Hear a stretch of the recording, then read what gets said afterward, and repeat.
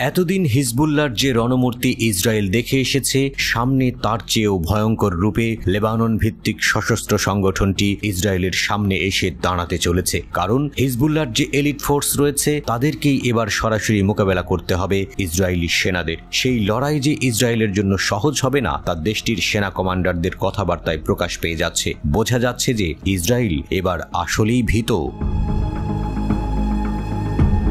অধিকৃত ফিলিস্তিনের উত্তর সীমান্তে হিজবুল্লাহ সম্ভবত স্থলপথে প্রবেশ করার চেষ্টা চালাচ্ছে। একে ক্রমবর্ধমান হুমকি উল্লেখ করে ইসরায়েলি নর্দার্ন কমান্ড অফিসাররা আশঙ্কা প্রকাশ করে সংবাদ মাধ্যমে বিবৃতি দিচ্ছে। ইসরায়েলি নিউজ আউটলেট ওয়ালার এক প্রতিবেদনে বলা হয়েছে, ইসরায়েলি কর্মকর্তারা এই হুমকিকে আগের যে কোনো সময়ের চেয়ে বাস্তবসম্মত বলে বর্ণনা করেছে। তারাই জানাচ্ছে যে হিজবুল্লাহর এলিট ফোর্স, রাদওয়ান বাহিনী ইসরায়েলি বসতি বা সামরিক অবস্থানে অনুপ্রবেশের চেষ্টা সহ সমন্বিত আক্রমণ শুরু করতে সক্ষম।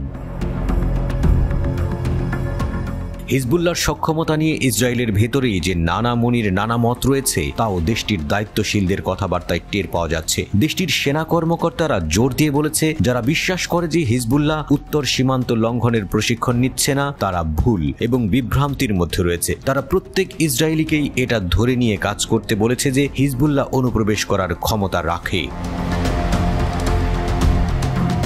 ইসরায়েলি বসতি বা সামরিক পোস্টে হিজবুল্লাহ তাদের পতাকা ওড়ানোর এবং ভবনগুলো পুড়িয়ে দেওয়ার ক্ষমতা রাখে। এটা মেনে নিতে ইসরায়েলি নর্দার্ন কমান্ডের কর্মকর্তারা আহ্বান জানিয়েছেন। হিজবুল্লাহর সাথে সর্বাত্মক যুদ্ধের আপডেট পরিস্থিতির বিশদ বিবরণ দিয়ে ইসরায়েলের উত্তরাঞ্চলের মেয়রদের সাথে ইসরায়েলি অকুপেশন ফোর্স একটি ডকুমেন্ট শেয়ার করেছে। তারপরেই ইসরায়েলি নর্দার্ন কমান্ড অফিসারদের এমন বিবৃতি এসেছে বলে জানিয়েছে টাইমস অব ইসরায়েল।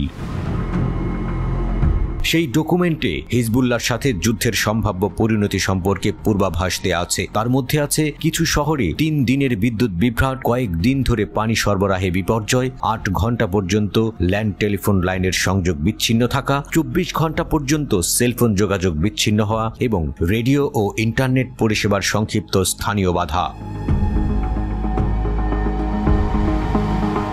ডকুমেন্টটিতে আরও বলা আছে যে ইসরায়েলের কর্মী বাহিনীর 40% পর্যন্ত যুদ্ধের সময় কাজ করতে অক্ষম হয়ে যেতে পারে। ক্ষতিগ্রস্ত এলাকায় বাইরের পরিষেবা প্রদানকারীদের সময় মতো পাওয়া নাও যেতে পারে। দ্য টাইমস অব ইসরায়েলের রিপোর্ট অনুযায়ী 50 থেকে 500 কিলোগ্রাম পর্যন্ত ভারী ওয়ারহেড বহনকারী শত শত রকেট দিয়ে ইসরায়েলের উপর একটি ভয়াবহ আক্রমণের পূর্বাভাস দিয়েছে ইসরায়েলি অকুপেশন ফোর্স। এমন হামলায় হিজবুল্লাহর প্রাথমিক টার্গেট হবে আইডিএফ ফ্যাসিলিটিগুলো, তারপরে অবকাঠামো এবং তারপরে বেসামরিক এলাকাগুলোকে টার্গেট করা হবে।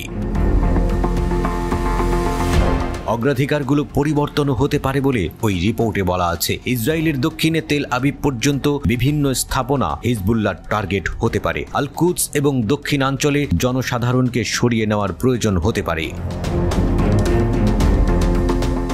সরিয়ে নেওয়া ইসরায়েলি নাগরিকদেরকে হোটেলে রাখার পরিকল্পনা করা হচ্ছে। অনেক হোটেলেই বর্তমানে ইসরায়েলের উত্তরাঞ্চল থেকে বাস্তুচ্যুত ইসরায়েলি বসতি স্থাপনকারীরা আশ্রয় নিয়েছে। যদি আল কুদসের হোটেলগুলোতে জায়গা না হয় তাহলে শহরের স্কুলগুলোকে আশ্রয় কেন্দ্র হিসেবে ব্যবহার করবে ইসরায়েল। ইসরায়েলের দক্ষিণে তাঁবুর শহর স্থাপনের পরিকল্পনা চলছে। টিমনা, ইলাতের উত্তরে এবং আল নাকাবের ইস্কোল পার্কের মতো স্থানগুলো এই কাজে ব্যবহার করা হবে।